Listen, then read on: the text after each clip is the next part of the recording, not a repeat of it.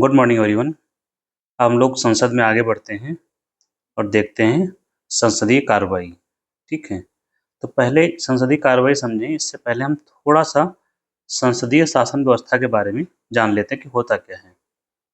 तो पहले हम जान लेते हैं थोड़ा सा संसदीय शासन व्यवस्था, क्योंकि उसी से जुड़ा हुआ है, व्यवस्था हमारी वही है, तो थोड़ी जानकारी हमें मिलेगी तो हम बेहतर समझ पाएंगे। हालांकि इसके बारे में हम लोग कुछ पहले चर्चा किए भी हैं, फिर अब फिर से चर्चा कर लेते हैं। जैसे ये संसदीय शासन व्यवस्था जो है, ये कहाँ से ली है हमने, कहाँ से प्रेरित है या बारोड है, ये हमने ब्रिटेन से ली है।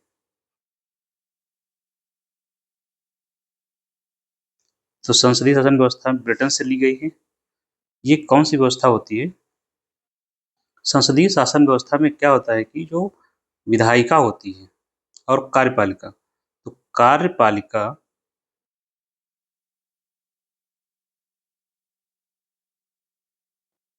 द्विस्तरीय होती है, डुअल एग्जीक्यूटिव होती है, दोहरी कार्यपालिका होती है। दोहरी कार्यपालिका ज्यादा शब्द बेहतर है, डुअल एग्जीक्यूटिव एक लक्षण है दोहरी कार्यपालिका।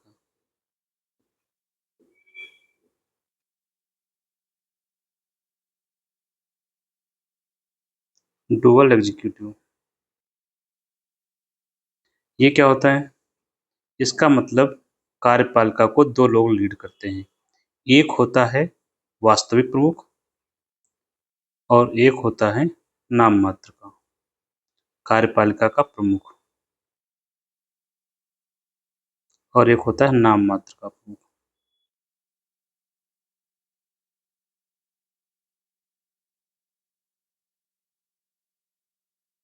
ये कौन होता है नाम मात्र का प्रमुख? इंग्लिश में बोलते हैं नॉमिनल हेड।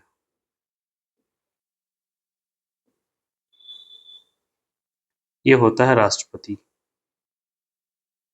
अपने यहाँ राष्ट्रपति है, ब्रिटेन में राजा है, यूके में जो राजा या रानी होता है, मोनार्क। और राष्ट्रपति, जो भारत का राष्ट्रपति है, ये जो है क्या होता है? हेड ऑफ द स्टेट होता है, राज्य का प्रमुख। भारत का जो राष्ट्रपति है हेड ऑफ स्टेट होता है, देश का, जिसको हम लोग पॉलिटी में क्या बोलते हैं? राज्य। देश या राज्य का प्रमुख, राज्य का मतलब प्रांत नहीं है यहाँ पर। वास्तविक प्रमुख कौन होता है इसका?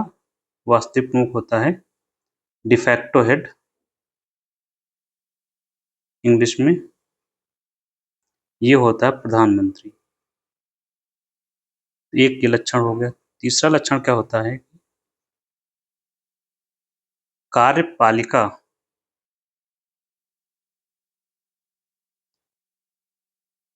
विधायिका से संबद्ध होती है, से जुड़ी होती है। जैसे कि अमेरिका में क्या है, कार्यपालिका और विधायिका दोनों अलग अलग है, सेपरेट है। हमारे यहाँ एकदम सेपरेशन नहीं है। इसका मतलब क्या हुआ? मतलब ये हुआ कि जो सांसद होते हैं,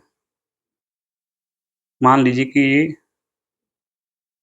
मिस्टर ए है या जनता है ये, ठीक है। जनता क्या करती है? चुनाव करती है। कैसे? मतदान करके। किसका चुनाव करती है? अपने प्रतिनिधि का।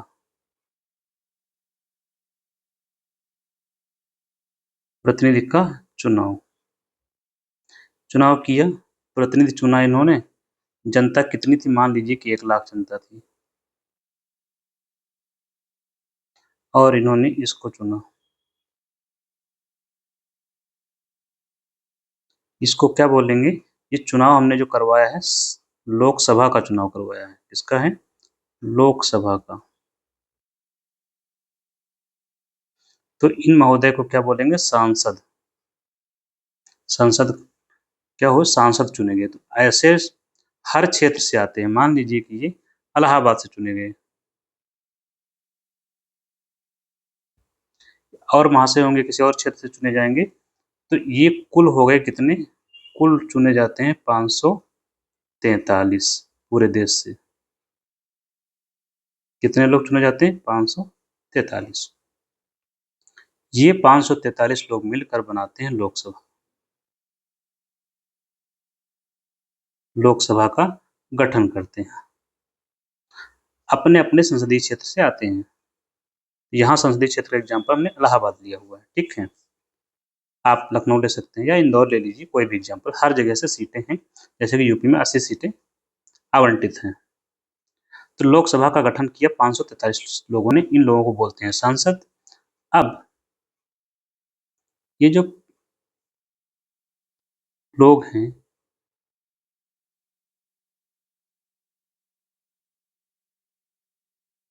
ऐसे ही 543 लोग यहाँ पर होंगे। इसमें से कुछ लोगों को क्या बना दिया जाता है, जो इसका मुखिया होता है, जिसको सबसे अधिक मत इसमें मिलेंगे, उसको प्रधानमंत्री, और प्रधानमंत्री की सलाह पर मंत्री बना दिया जाता है। ये क्या बन गए, प्रधानमंत्री प्लस मंत्री। इनमें से कुछ लोग, ये क्या बन गई, ये है कार्यपालिका। ठीक, तो ये जो 543 लोग चुने गए, कहाँ के हैं, ये हम लोकसभा की बात कर रहे हैं। क्या है, लोकसभा। ये क्या है, इसको बोलते हैं विधायिका। ठीक, लोकसभा और राज्यसभा दोनों शामिल होती है। हम यहाँ एग्जाम्पल में भी ले चल रहे हैं। तो राज्यसभा दोनों मिलकर विधायिका का निर्माण करते हैं। तो विधायिका के कुछ लोग चले गए, मान लीजिए कि यहाँ से 70 लोग इधर आ गए। तो ये जो 70 लोग हैं, ये कार्यपालिका के जो 70 लोग हैं, ये विधायिका का भी हिस्सा हैं, ये विधायिका का भी हिस्सा हैं। इसीलिए बोलते हैं कि भारत में कार्यपालिका विधायिका ओवरलैप करती है। यही मैं समझाने का प्रयास कर रहा हूँ कि कार्यपालिका विधायिका का हिस्सा होती है। अब देखिए, विधायिका का काम क्या है, इसका काम है कानून बनाना, कानून निर्माण। और कार्यपालिका का काम क्या है, कानून लागू करना। जो कानून बना है उसी को लागू करने की जिम्मेदारी कार्यपालिका की है। तो आपने ये समझ लिया कि कैसे यहाँ पर ओवरलैप करती है। तो ये प्रधानमंत्री प्लस मंत्री, ये यहाँ सांसद भी होते हैं और उस मंत्री भी होते हैं, ठीक है। अब हम लोग शुरू करते हैं संसदीय कार्रवाई के बारे में, कि कैसे चलती है कार्रवाई संसद में।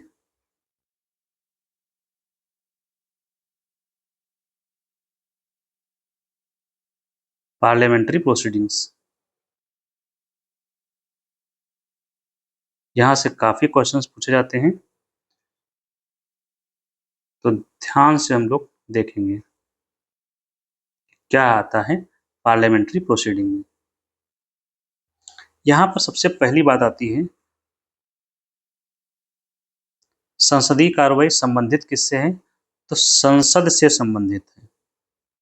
संसदीय कार्रवाई संसद में होने वाली कार्रवाई।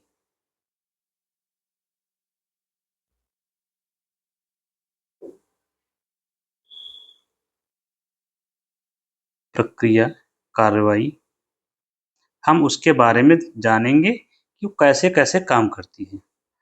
दूसरी बात, हम जब संसद की बात कर रहे हैं, तो संसद में हम यहाँ पर लोकसभा एंड राज्यसभा की चर्चा करेंगे, क्योंकि संविधान के अनुसार राष्ट्रपति भी इसमें शामिल है, सो उसकी भी चर्चा हम लोग कर चुके हैं। तो फर्स्ट पॉइंट हमारे लिए है सत्र, इंग्लिश में बोलते हैं सेशन। ये क्या होता है, जो लोकसभा की बैठकें होती हैं, लोकसभा या राज्यसभा की बैठकों को सत्र कहते हैं।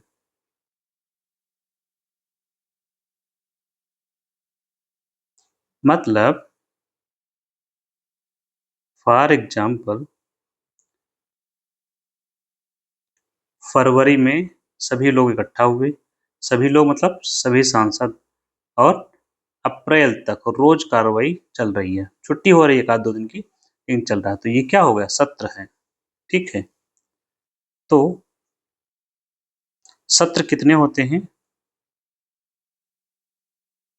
सत्र 3 होते हैं। भारत में 3 सत्र होते हैं, ये आपसे पूछा जाता है। 3 कौन कौन से हैं? पहला सत्र होता है बजट सत्र,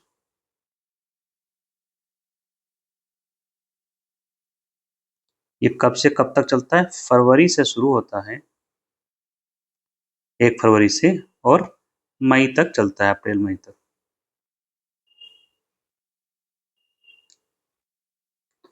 और इसमें क्या होता है, बजट का नाम ही है तो बजट पर चर्चा होती है और इसको पास किया जाता है, बजट को पास करने का काम किया जाता है। दूसरा सत्र होता है मानसून सेशन,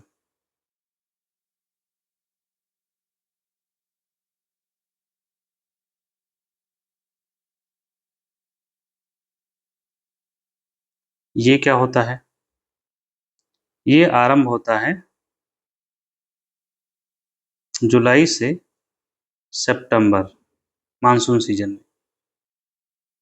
अप्रैल या मई भी हो सकता है, पीरियड आपको बेसिकली स्टार्टिंग पॉइंट आपको याद रखना, फरवरी से अप्रैल या फरवरी से मई। ठीक है, यहाँ जुलाई से सितंबर। और तीसरा सत्र होता है शीतकालीन सत्र या विंटर सेशन।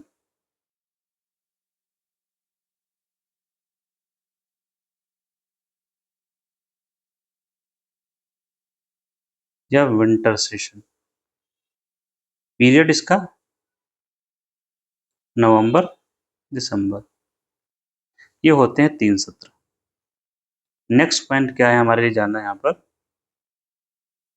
संविधान के अनुसार संसद के 2 सत्रों के मध्य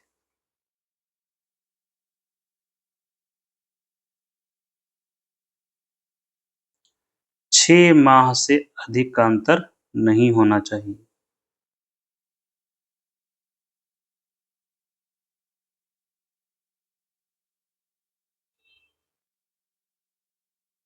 अंतर नहीं होना चाहिए। तो हमारे यहाँ 3 हो रहे हैं तो कोई दिक्कत ही नहीं है। दूसरी बात ये हुई कि संसद के कितने सत्र होना आवश्यक है। संसद के एक वर्ष में न्यूनतम कितने सत्र होने आवश्यक है?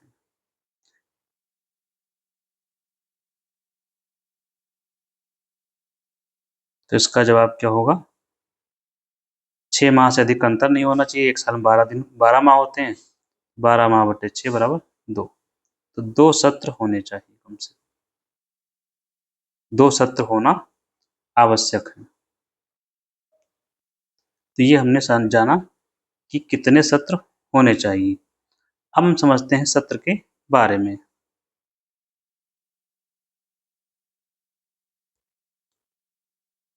जो सत्र होते हैं, तो सत्र को क्या किया जाता है, बुलाया जाता है, तो उसको बोलते हैं सत्र आहूत करना, सत्राहूत, या सम्मन किया जाता है, सम्मनिंग ऑफ द हाउस।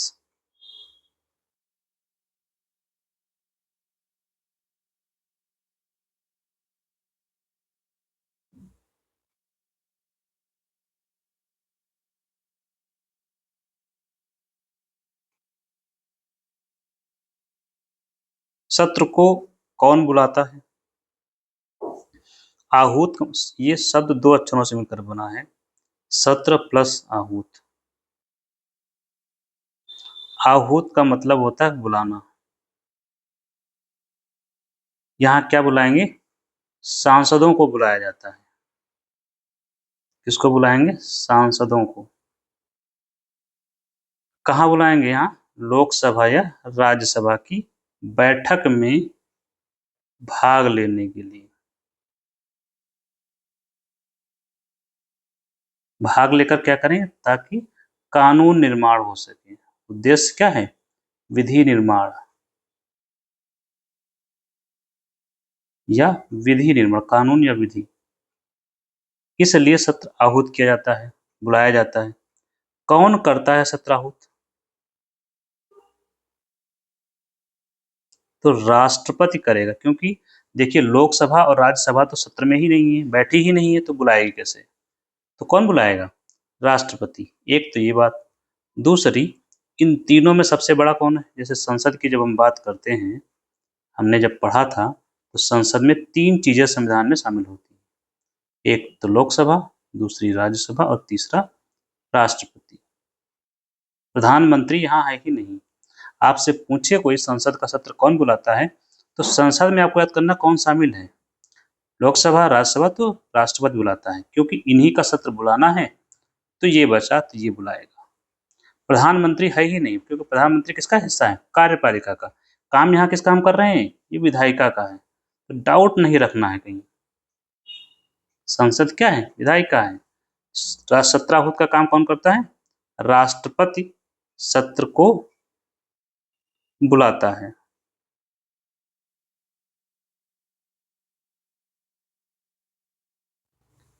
तो ये हो गया सत्राहूत करना। तो सत्र आ गया, सत्र चालू हो गया।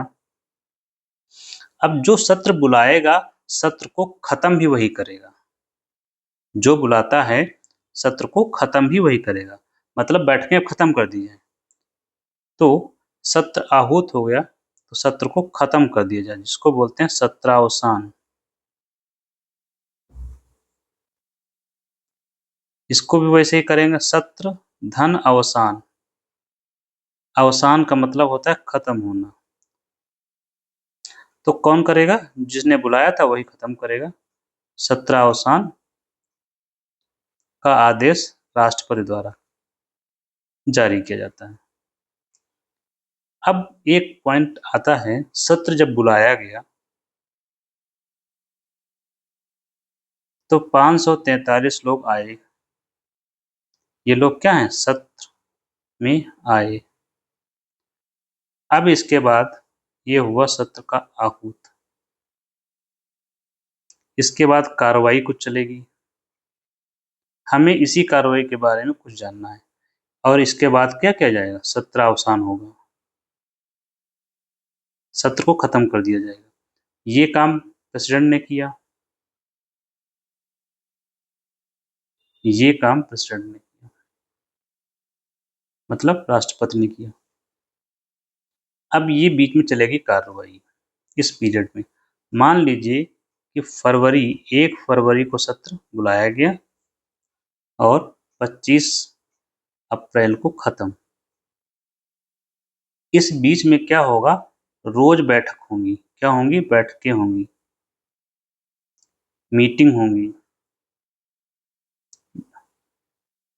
तो अब जब बैठक होंगी, तब आप इसका एपिसोड बड़ा करिए।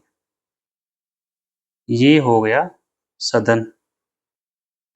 यहाँ बैठेंगे प्रिसाइडिंग ऑफिसर और बाकी लोग बैठेंगे इस तरफ। ठीक है, आप लोग ये समझ लीजिए, अगर आपने संसद देखी है तो समझ पा रहे होंगे। नहीं समझ पा रहे हैं, तब इसको मान लीजिए यहाँ पर वो बैठे हुए स्पीकर बैठता है। अब जब बैठक चलती है तो कभी-कभी होता है कि भाई बहुत बातचीत हो गई, आज हम लोग थक गए हैं, इसको बंद किया जाए, थोड़ी देर कार्रवाई रोक दी जाए। तो कार्रवाई जो रोकी जाती है थोड़ी देर के लिए, उसको बोलते हैं स्थगन करना, सत्र स्थगन।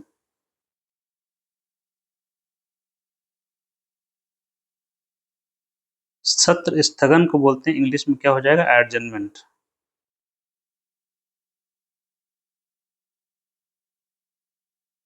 इसका आदेश कौन देगा? कौन जारी करता है इसका आदेश? तो जो यहाँ बैठा होगा, सब चल रहा है, तो ये थोड़ी देर के लिए रोकना है, थोड़ी देर के लिए 4 घंटे के लिए मान लो रोक दिया जाए। 4 घंटे के लिए क्या किया जाए? स्थगित कर दिया जाए। या ये हो सकता है कि 2 दिन के लिए स्थगित कर देते हैं, या 1 हफ्ते के लिए स्थगित कर देते हैं, हो सकता है। तो इसका आदेश कौन जारी करेगा? ये जारी करेगा। तो जो पीठासीन अधिकारी है वो जारी करेगा। कौन जारी करेगा आदेश इसका? पीठासीन अधिकारी, संबंधित सदन का। सदन इसलिए बोल रहे हैं क्योंकि दोनों सदनों की बात हो रही है, चाहे लोकसभा हो चाहे राज्यसभा। लोकसभा है तो पीठासीन अधिकारी स्पीकर होगा, राज्यसभा है तो सभापति या चेयरमैन होगा। कोई डाउट? होप सो नहीं होगा आप लोगों को। तो सत्र स्थगन बहुत पूछा जाता है, तो ये कौन करता है? आप बता सकते हैं, स्पीकर या सभापति करेगा। और जब सत्र स्थगित होता है इसका मतलब क्या होता है? कार्रवाई को कुछ समय के लिए रोकना। सदन की कार्रवाई को कुछ समय के लिए रोक दिया। कुछ समय कुछ घंटे हो सकते हैं, या दिन हो सकते हैं, या हफ्ते हो सकते हैं, जो भी है। संसद सदन की कार्रवाई को कुछ समय के लिए रोकना।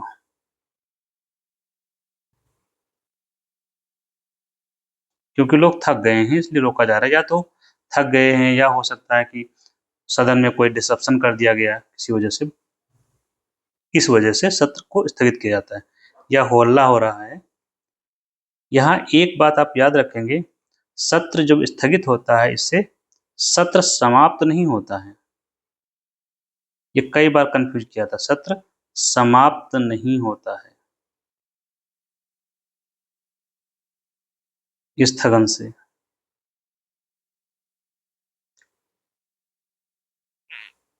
और सत्र स्थगन जो होता है इसको बोलते हैं एडजर्नमेंट। इसका एक टाइप है एडजर्न साइन डाई। अभी हमने बताया यहाँ कुछ समय के लिए होता है, यहाँ भी एडजर्न तो लिखा हुआ स्थगित किया गया, सदन को स्थगित किया जाता है। सदन को स्थगित कौन करेगा? पीठासीन अधिकारी। तो आपसे इसमें कोई डाउट नहीं होना चाहिए। पीठासीन अधिकारी हम बार बार क्यों कहते हैं? क्योंकि इससे दोनों सदनों की बात आपको समझ लेनी है, जो भी बैठा होगा उस चेयर पर वही। लेकिन इसमें जो समय होता है साइन डाई, अनिश्चित काल के लिए, मतलब कोई तारीख नहीं बताई जाती कब तक स्थगित है, अनिश्चितकालीन स्थगन होता है। सदन की बैठक अनिश्चित काल के लिए स्थगित हो जाती है। पुनः कब बैठेगी? पुनः कब बैठेगी कब बैठक होगी यह पता नहीं होता है।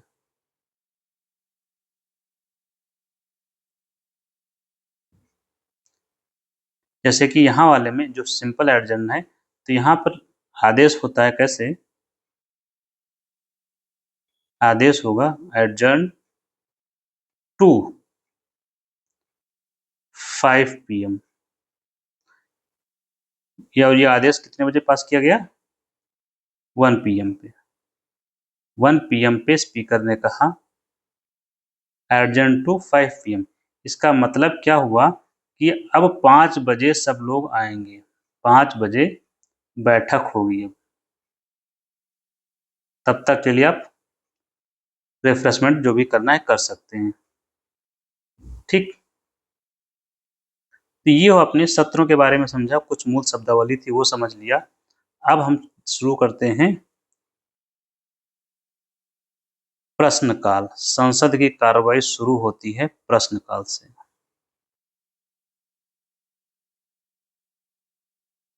Question our.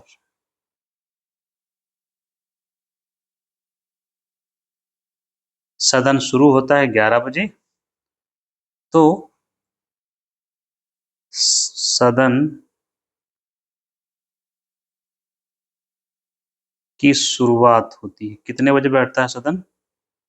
लोकसभा सुबह 11 बजे बैठती है। टाइम बहुत जरूरी है, ठीक है। तो लोकसभा का पहला घंटा जो होता है,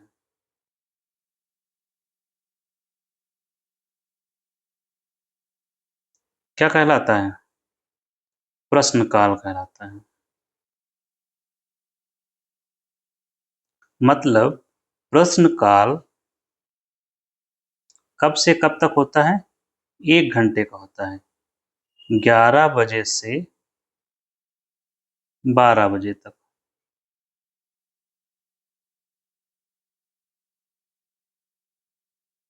ये दोपहर के 12 है, पीएम है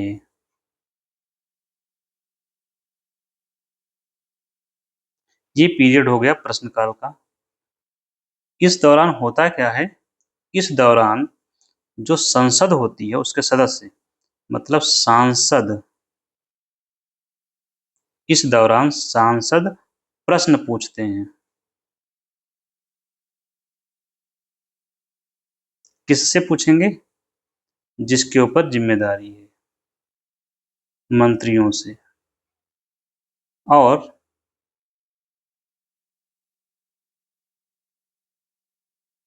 मंत्री जो संबंधित हो जिसके विभाग से, वो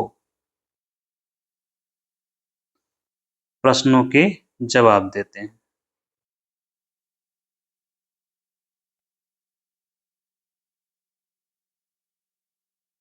ठीक, अभी हमने यहाँ पर चर्चा की थी लोकसभा की, क्योंकि ये लोकसभा है, ठीक है। मेंबर कितने थे? 543। इसी में मान लीजिए कि 543 है, कुछ मेंबर इस तरफ होंगे जो कार्यपालिका का हिस्सा होते हैं। मान लीजिए वो वाले इस तरफ बैठे हुए हैं। कार्यपालिका का मतलब मंत्री। कुछ लोग मान लीजिए कि इधर मान लीजिए 43 लोग हैं, तो उस तरफ कितने हो जाएंगे? ये 500 लोग, टोटल 543 है। अब इसमें से कुछ लोग खड़े होकर क्वेश्चन पूछेंगे और ये लोग मंत्री जो होंगे ये जवाब देंगे। लेकिन यहाँ पर जो चेयर होती है, पीठासीन अधिकारी ऊपर बैठता है, इसकी अनुमति से होता है सब, क्योंकि कोई तो चाहिए जो मॉनिटर करे। जैसे आप लोग स्कूल में जब पढ़ते थे तो मॉनिटर होता था, या आपका जो क्लास टीचर होता है आपकी क्लास को देखता है, तो इससे पूछ कर ही सब कुछ होता है। यहाँ पर बैठता है आपका स्पीकर जो पीठासीन अधिकारी होता है, स्पीकर या चेयरमैन। राज्यसभा है तो चेयरमैन, अदरवाइज लोकसभा है तो स्पीकर। तो इस दौरान ये लोग सवाल पूछते हैं, सांसद जो हैं, और सरकार जवाब देती है। कार्यपालिका का मतलब जो आप लोग सरकार कहते हैं बार बार, वो है, ये जवाब देते हैं। इससे क्या सुनिश्चित होता है? सरकार की जवाबदेहिता सुनिश्चित होती है। जवाब दे रहे हैं तो जवाबदेहिता, अकाउंटेबिलिटी सुनिश्चित होती है।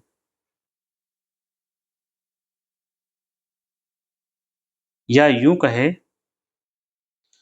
ये जनता की तरफ से सवाल पूछते हैं। सांसद क्या हैं? जनता द्वारा चुने गए हैं। तो सांसद जो होते हैं, जो सवाल पूछ रहे हैं, वो जनता की तरफ से सरकार से सवाल पूछते हैं। तो इस तरह से जनता के प्रति उत्तरदायित्व सुनिश्चित होता है। एक तो यही होगा, सरकार की जवाबदेहिता सुनिश्चित होती है। दूसरी बात, जो मंत्री हैं या जो कार्यपालिका है,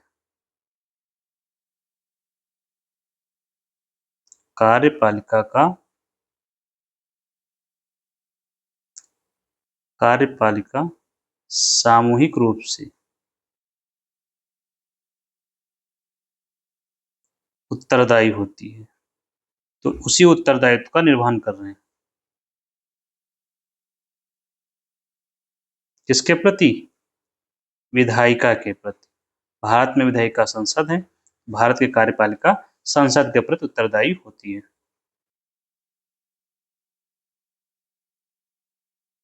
यहाँ पर जैसे संसद का आया, तो संसद के अलग अलग नाम होते हैं। जैसे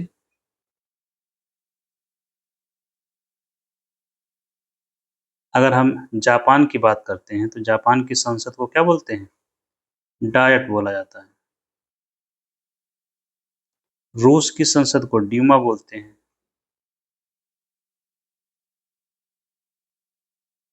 या इजराइल की संसद को वहां बोलते हैं नेसेट। अमेरिका में तो कांग्रेस बोलते हैं।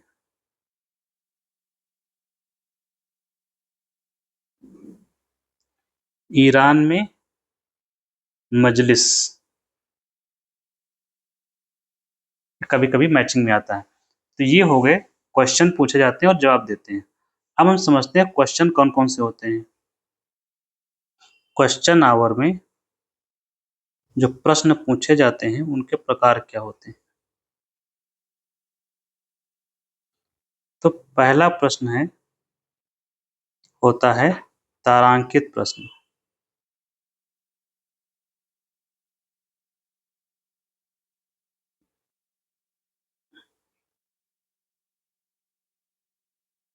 स्टार्ड क्वेश्चन।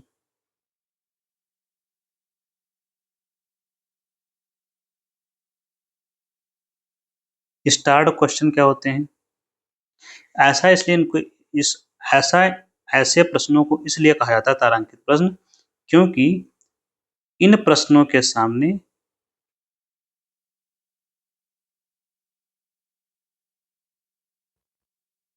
स्टार लगा दिया जाता है, ये वाला साइन। तारा को अंकित कर दिया जाता है, इसलिए इन प्रश्नों को तारांकित प्रश्न कहते हैं।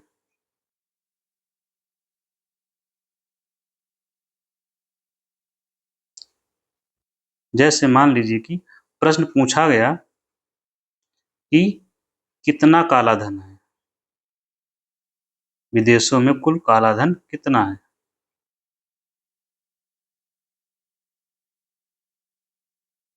ये था क्वेश्चन। अब इसमें इसी के सामने स्टार लगा दिया गया। तो जब स्टार लग गया तो हो गया तारांकित प्रश्न।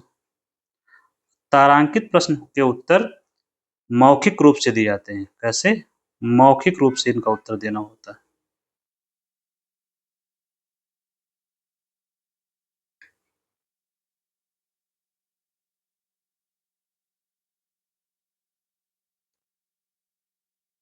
याद करने के लिए क्या करेंगे? जैसे स्टार में एस है, एस का मतलब स्पीक होता है, मतलब बोलकर। जब कोई बोलकर उत्तर देता है उसको बोलते हैं मौखिक उत्तर। और यहाँ पर जब कोई उत्तर मंत्री जी उत्तर देंगे तो सप्लीमेंट्री क्वेश्चन भी पूछे जा सकते हैं, पूरक प्रश्न भी पूछ सकते हैं।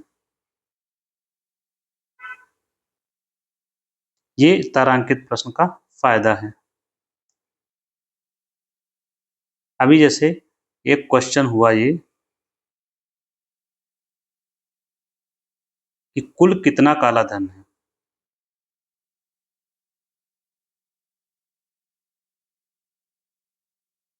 और ये क्वेश्चन पूछे जाते हैं कुछ समय पूर्व, उनको नोटिस देनी होती है। तो ये सर्व मंत्री जी मान लो आंसर देंगे। इन्होंने बता दिया कि मान लीजिए कि 20 लाख करोड़ का काला धन है। आपने सवाल पूछा सांसद ने कि कितना है, ये इनका सवाल था सांसद महोदय का। कुल कितना काला धन है, आपको उत्तर मिल गया, खड़े होकर उन्होंने बता दिया 20 लाख है। लेकिन अब आपको लगा ये संसद महोदय को फिर से कि ऐसा करते हैं, ये बताओ कौन कौन से देश में है ये काला धन, कौन कौन से देश में छुपा हुआ है। तो ये जो क्वेश्चन पूछा गया, ये हो गया पूरक प्रश्न। तो ये बताएंगे भाई कि भाई सबसे ज़्यादा स्विट्जरलैंड में है या स्विस बैंक में है, ब्रिटेन में भी है थोड़ा, ऑस्ट्रेलिया में भी छुपा हुआ है। समझ गए? तो ये हो गया पूरक प्रश्न। नेक्स्ट होता है अतारांकित प्रश्न।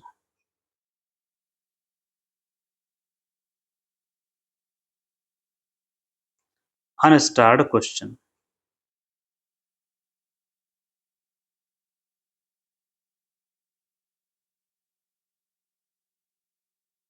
मतलब जहां पर तारांकित ना हो, जिस प्रश्न पर स्टार ना अंकित हो या ना लगा हो, वो होता है अनस्टार्ड। यहाँ पर फायदा क्या है या नुकसान क्या है? यहाँ पर जवाब मंत्री जी जवाब देते हैं, लेकिन ये जवाब कैसा मिलेगा आपको? जवाब आपको लिखित रूप से दिया जाता है।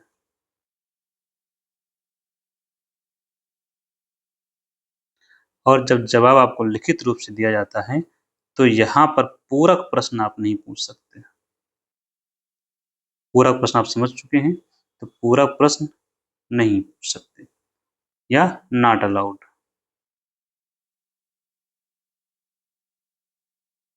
तीसरा प्रकार होता है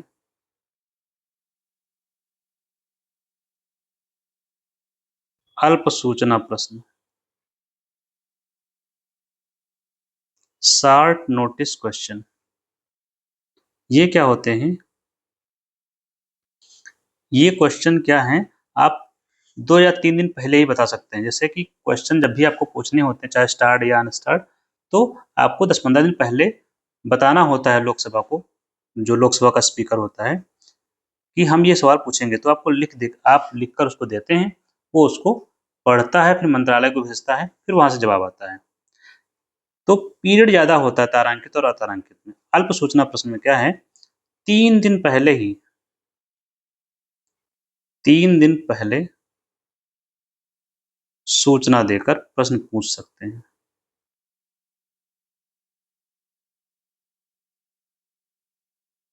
मतलब बहुत कम समय में होता है। ये हो गए आपके जो प्रश्न हैं। यहाँ पर एक ऐतिहासिक रूप से जो कुछ घटनाक्रम है, वो हमें पता होना चाहिए। जैसे प्रश्न पूछने का अधिकार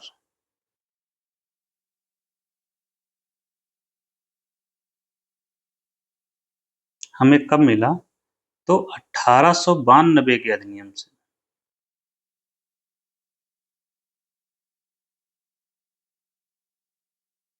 1892 में, इतिहास की बात हम कर रहे हैं।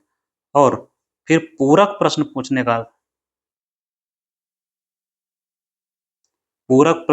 का अधिकार 1909 में मिला। 1909 का जो अधिनियम था, इंडियन काउंसिल एक्ट।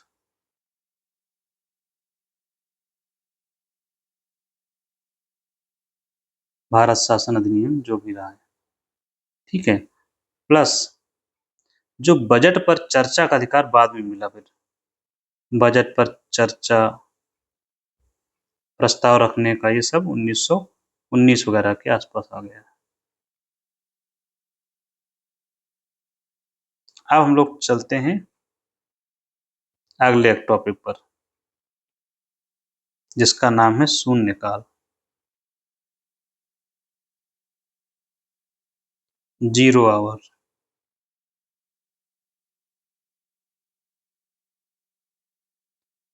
ये क्या होता है? पहली बात, प्रश्न काल के तुरंत बाद शुरू होता है। प्रश्न काल के बाद आरंभ होता है।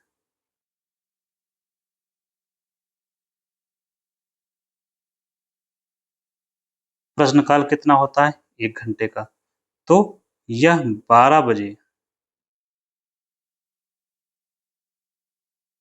आरंभ होता है। शून्यकाल तो 000 हो गया, तो ये 12 बजे आरंभ होता है।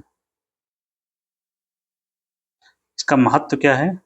महत्व यह है कि इस दौरान जनहित के मुद्दों पर चर्चा होती है, के मुद्दों पर चर्चा। इसका सबसे जनहित से अच्छा शब्द क्या है? सार्वजनिक महत्व के। बात वही है, शब्दों का वजन बढ़ जाता है। पब्लिकली इम्पोर्टेंट जो इश्यूज होते हैं, तो सार्वजनिक महत्व के मुद्दों पर चर्चा होती है। और इसके बारे में एक बात और है कि भारत का नवाचार है।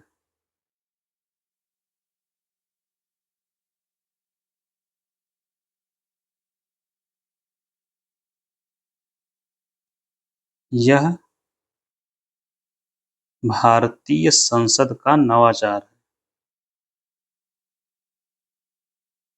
नवाचार आपको इंग्लिश में बोलते हैं इनोवेशन। इसका मतलब क्या हुआ कि हमने ही खोजा है इसको, मतलब यह भारत की खोज। शून्य काल जो संसद में चलता है, ये भारत की खोज है, कहीं विश्व में ऐसा नहीं है। और एक बात क्या है, इसका उल्लेख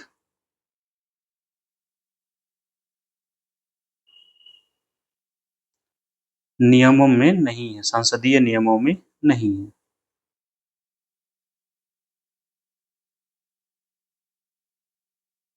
संसद के जो नियम कानून हैं, उसमें इसका उल्लेख नहीं है। अर्थात यह भारत का नवाचार तो है ही, ये भारत की संसदीय संस्कृति का हिस्सा है। तो ये हो गया शून्य आवर के। इसके बाद एडजर्नमेंट होता है, 1 घंटे का लंच या रिसेस बोलते हैं। देयर आफ्टर सदन की कार्रवाई शुरू होती है प्रॉपर। ठीक है, कार्रवाई तो चल रही थी, अब शुरू होगी संसद के जो दैनिक कार्य हैं, वो जो भी हैं दैनिक कार्य, तो हम यहाँ पर चर्चा करेंगे बेसिकली कि जो कानून बनाए जाते हैं वो कैसे बनते हैं और क्या होता है उनका प्रोसेस।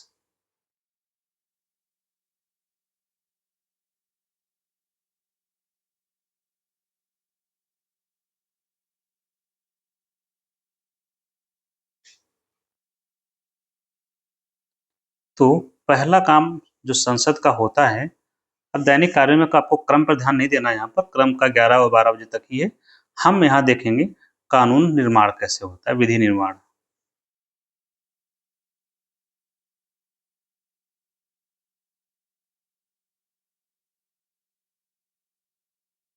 विधि निर्माण की प्रक्रिया।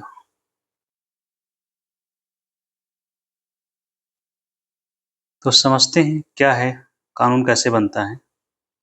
तो कानून बनने के क्रम में सबसे पहली चीज होती है प्रस्ताव आ जाता है, जिसको हम क्या बोलते हैं, बिल। एक होता है विधेयक। विधेयक क्या होता है? विधेयक जो आगे चलकर भविष्य का कानून होता है, आगे चलकर जो भविष्य में कानून बनता है। एक तो बात यही है। दूसरा, या यूं कहें, प्रपोज्ड एक्ट होता है, इंग्लिश में होता है प्रपोज्ड एक्ट। और साधारण शब्दों में कहें तो ड्राफ्ट कह सकते हो कि क्या होता है, ड्राफ्ट होता है, एकदम तैयार होता है ड्राफ्ट। तो कानून से जो विधि से एक्ट होता है, एक्ट के पहले की अवस्था होती है बिल। क्या होता है ये? बिल। और ये बिल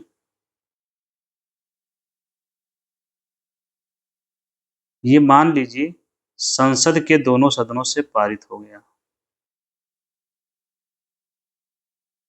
संसद के दोनों सदनों से पारित बिल, और फिर जाएगा राष्ट्रपति के पास। राष्ट्रपति ने भी सहमति दे दी। राष्ट्रपति ने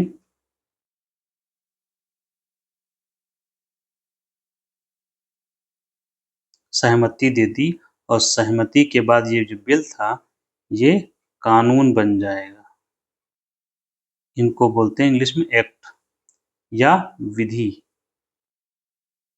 तो ये बिल से कानून बनने की प्रक्रिया है। सामान्य रूप से बिल और एक्ट में अंतर है। तो जो कानून के पहले की प्रक्रिया होती है उसको बिल बोलते हैं, जब वो पारित नहीं होता है उसके पहले की स्थिति ये है। तो राष्ट्रपति की सहमति से पूर्व बिल, और उसके बाद ये एक्ट बन जाता है, कानून बन जाता है। तो ये जो विधेयक होता है, विधेयक को पहले प्रस्तुत किया जाता है। अब चरण देख लेते हैं क्या होते हैं। विधेयक को सदन में प्रस्तुत किया जाता है।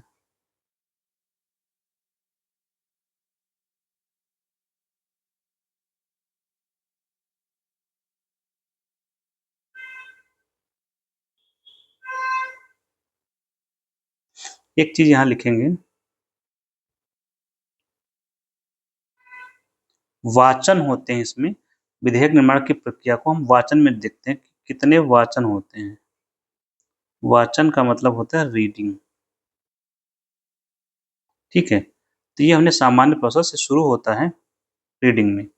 तो पहली रीडिंग होती है, इसको बोलते हैं फर्स्ट रीडिंग या पहला वाचन।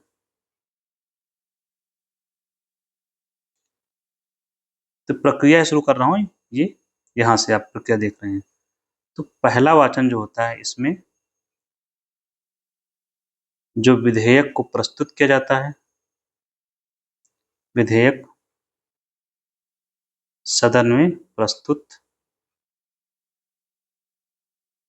या प्रस्तुतिकरण, और जो व्यक्ति पेश करेगा, सरकार या जो मंत्री है, वो उसका कानून का शीर्षक पढ़ेगा और उद्देश्य बताएगा कि उसका जो बिल लाए हैं उसका उद्देश्य क्या है। इसकी चर्चा होगी यहाँ पर। ठीक, फर्स्ट रीडिंग में इतना होगा। इसके बाद मामला चला जाता है कमेटीज वगैरह को।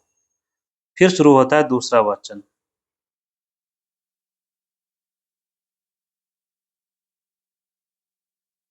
दूसरा वाचन में क्या होगा, सेकेंड रीडिंग। सेकेंड रीडिंग में इस पर डिस्कशन होगा। क्या होगी, विधेयक पर चर्चा। शब्द याद रखेंगे, चर्चा। चर्चा कौन से चरण में है, दूसरे। डिस्कशन या डिबेट, प्लस यहां पर clause by clause,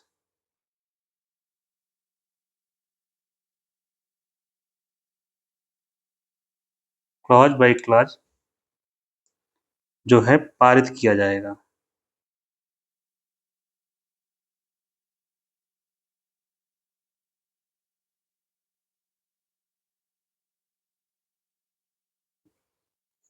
clause by clause चर्चा और पारित की जाएगा। और फिर होगा तीसरी रीडिंग।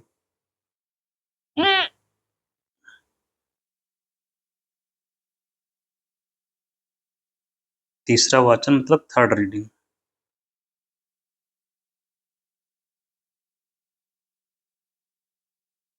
थर्ड रीडिंग में क्या होगा, यहां पर विधेयक पर केवल मतदान होगा।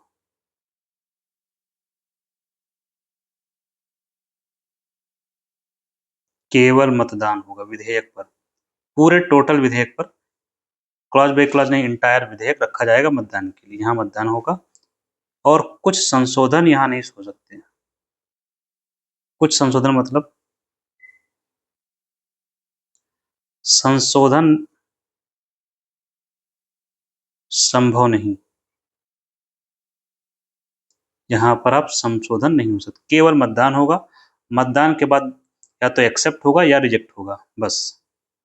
मतदान या तो अब पारित होगा या तो नहीं, या तो पारित या तो खारिज।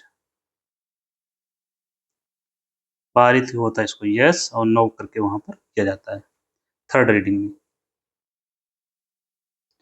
अच्छा, यहाँ जो संशोधन वाला मामला, मान लीजिए विधेयक में कोई कमी लगती है तो संशोधन का काम यहीं पर होता है। विधेयक पर चर्चा, संशोधन एंड पारित सब दूसरे चरण में होगा। क्वेश्चन आपसे पूछा जाता है कौन से चरण में होता है, सो याद रखेंगे। इसके बाद क्या होगा, तीसरा चरण हो गया, अब दूसरे सदन में भेजा जाएगा। बिल जाएगा दूसरे सदन में भेजा जाएगा।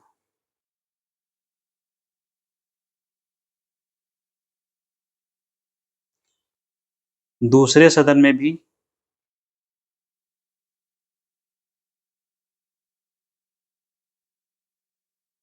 चर्चा होगी, वैसे ही दूसरे सदन में भी क्या होगा, रीडिंग्स होंगे, वाचन। कितने वाचन, तीनों। फर्स्ट, सेकेंड,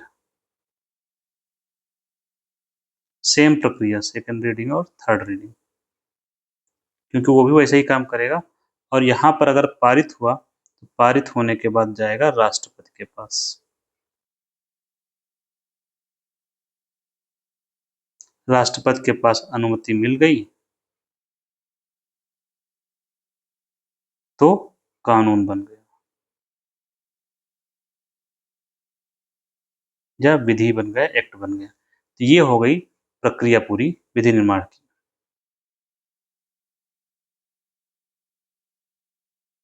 अब हम यहाँ ये समझते हैं, जो बिल होते हैं इनके प्रकार क्या होते हैं, कौन कौन से प्रकार के हो सकते हैं।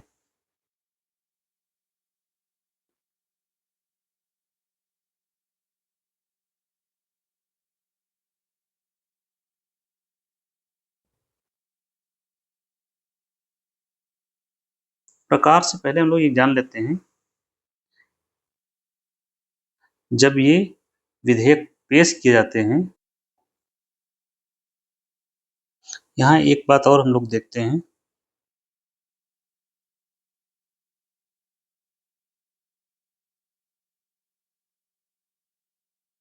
कानून या विधि का पूरा जो चक्र है वो कैसे, ये तो मैंने प्रक्रिया जान ली हम लोगों ने।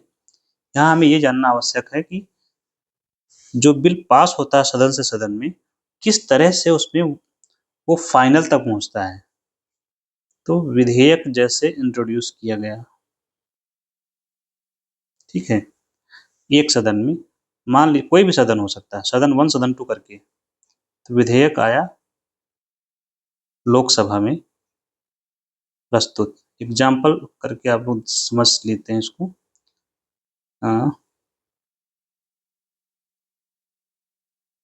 उदाहरण में करके,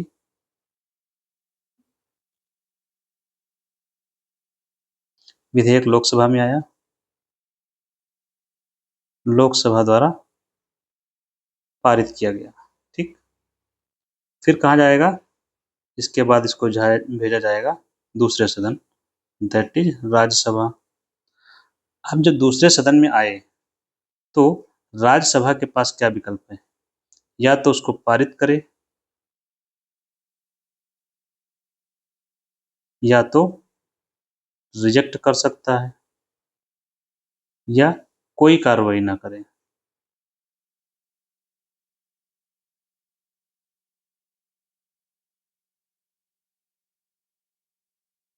अगर पारित हो गया तो राष्ट्रपति के पास जाएगा। पूरी प्रक्रिया कैसे घटित होती है समझिए। राष्ट्रपति के पास गया, राष्ट्रपति के पास भी 3 विकल्प हैं।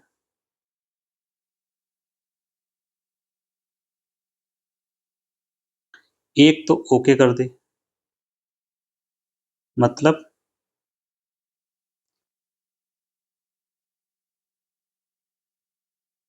सहमति दे दे तो बन गया कानून। ये प्रक्रिया पूरी हुई। हो सकता है अगर रिजेक्ट कर दे तो बिल खत्म, विधेयक खत्म, कानून नहीं बन पाएगा। इसी को बोलते हैं क्या? ये है वीटो पावर, राष्ट्रपति की वीटो पावर।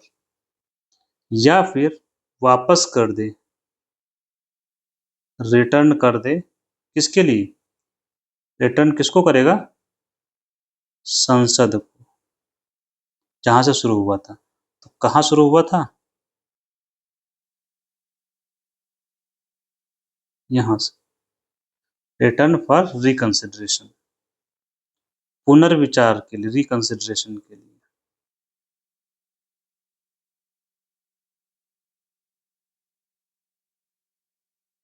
ये होता है सस्पेंशन वीटो।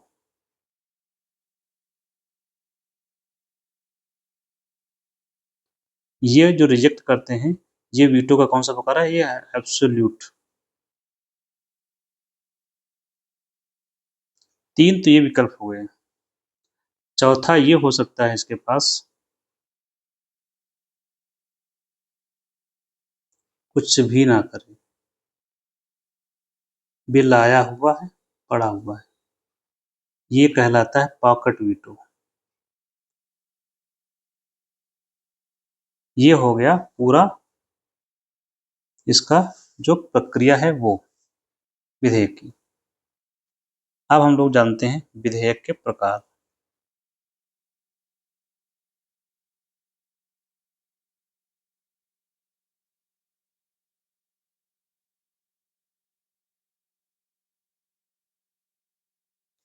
पहला है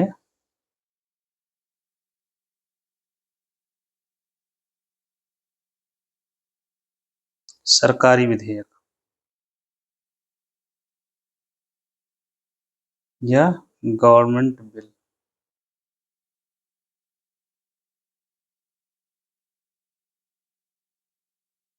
इसमें घबराना नहीं है, सिंपल सा है।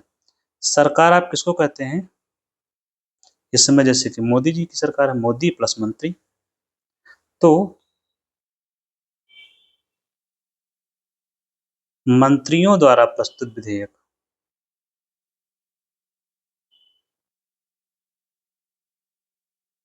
कहलाते हैं गवर्नमेंट बिल।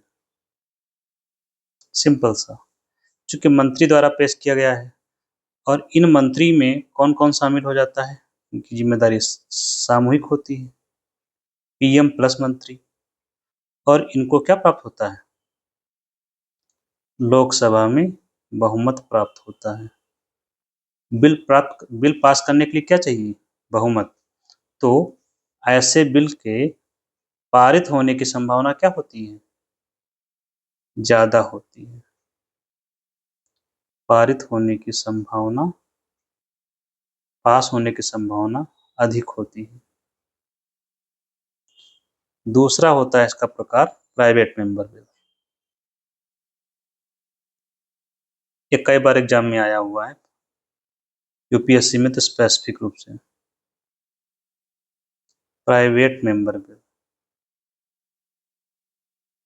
प्राइवेट मेंबर का मतलब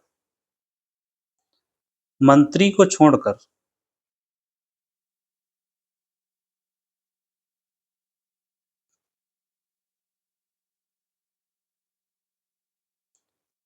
संसद के अन्य किसी भी सदस्य द्वारा प्रस्तुत बिल।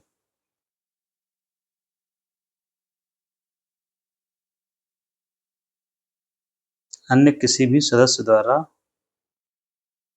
प्रस्तुत विधेयक को प्राइवेट मेंबर बिल कहा जाता है। यही अंतर है। सदस्यों को सांसद कहते हैं, ये तो आप लोग जानते ही हैं। अब चूंकि देखिए निजी मेंबर बिल है, मंत्री को छोड़कर कोई अन्य व्यक्ति पेश कर रहा है, तो इसके पारित होने की संभावना क्या होगी? पारित होने की संभावना क्या होगी? कम होगी। ये दोनों में डिफरेंस है मेन।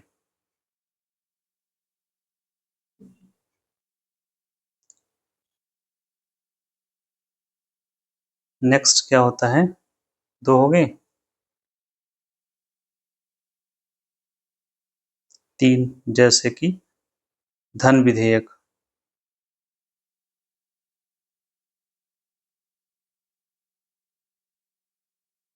इंग्लिश में क्या बोलते हैं, मनी बिल, पैसा निकालने के लिए बिल। इसकी खास बात क्या होती है, यह केवल लोकसभा में पेश होता है, केवल लोकसभा में प्रस्तुत, और ये धन से संबंधित होता है।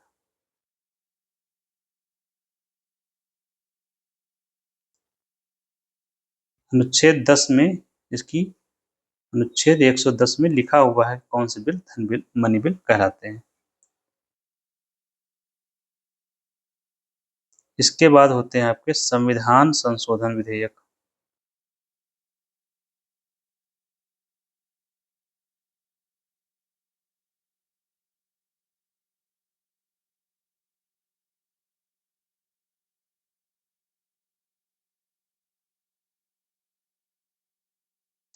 जो बिल संविधान में संशोधन के लिए लाए जाते हैं।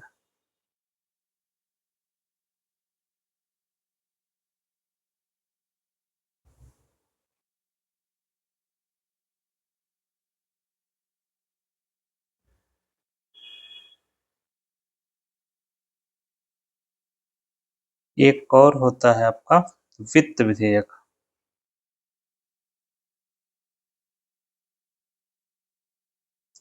फाइनेंस बिल, अनुच्छेद 117 से संबंधित है। इसमें मनी बिल के प्रावधान भी होते हैं और सामान्य विधेयक के भी प्रावधान होते हैं। मोटा मोटा ये हो गया। अब हम लोग कल एक एक करके विधेयक के बारे में जानेंगे। Thank you.